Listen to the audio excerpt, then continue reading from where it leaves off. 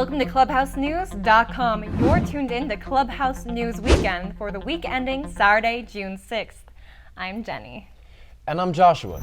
Last week was the 150th anniversary of the American Civil War ending, when President Abraham Lincoln led the Northern Union to victory against the slave-owning Southern Confederates, eliminating slavery and bringing the nation back together. 11 Southern states had seceded or split from the United States to form the Confederate States of America, largely over the issue of slavery, and then started a war by attacking the Union's Fort Sumter on April 12, 1861. On January 1, 1863, Lincoln proclaimed the freedom of slaves with his Emancipation Proclamation. Several months later, the Battle of Gettysburg was fought, causing the greatest number of casualties in the war. The Gettysburg National Cemetery was created for Union soldiers who lost their lives in the brutal conflict, and that's where Lincoln delivered his famous Gettysburg Address speech.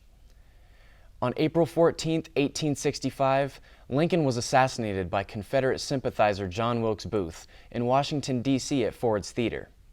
His tragic death marked the first time an American president was assassinated. That government of the people, by the people, for the people.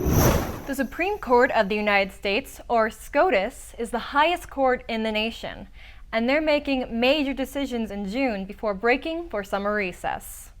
See, the USA's government is a system of checks and balances between three branches: the law-evaluating judicial branch, headed by SCOTUS, the lawmaking legislative branch, led by Congress, and the law-enforcing executive branch under the President. Whenever a court case is decided at a lower court, the losing party can try to appeal it to have a higher court redo the final outcome.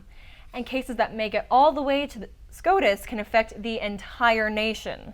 SCOTUS is made up of 9 judges called justices, with 1 chief justice, and they serve for life after being nominated by the president and confirmed by the Senate. The chief justice, of course, isn't as cool as Judge Borosif Chilaxton. Objection. Overruled. Overruled, Judge? Or is it overcool?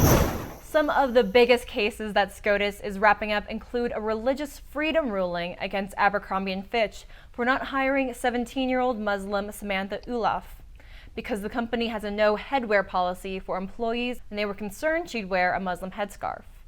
SCOTUS also ruled in favor of a Facebook rapper who got busted for making threats against his wife because they consider his words to be protected under free speech laws.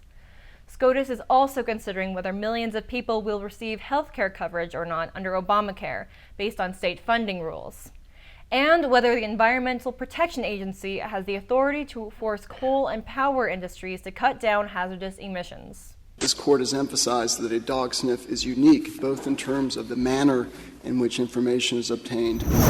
The president of FIFA, soccer's international governing body, stepped down amidst a corruption investigation that is uncovering a history of major illegal money deals.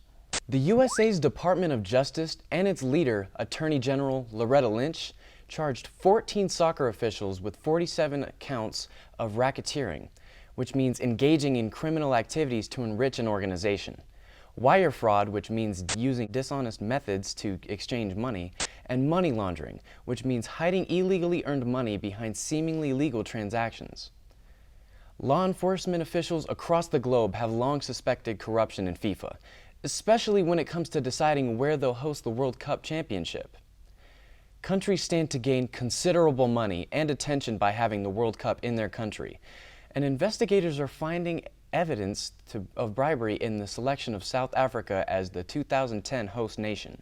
They're also concerned that the decision to host the World Cup in Russia for 2018 and Qatar for 2022 might be a bit shady. The USA's Federal Bureau of Investigation, or FBI, is already digging deeper into these two countries to find evidence of corruption. Russian President Vladimir Putin has already proven he's willing to steal a Super Bowl ring from Patriots owner Robert Kraft. And last year he stole Ukraine's entire Crimea region. As for Qatar, the tiny Middle East nation isn't exactly filled with lush green fields and rabid soccer fans. It's also barely bigger than Connecticut, one of America's smallest states, but it does have tons of money from oil. Now, it's spending $200 billion to prepare for the World Cup, with deadly construction projects that have already claimed the lives of nearly 2,000 migrant workers due to intense heat temperatures, disease-filled working conditions, and cramped living quarters.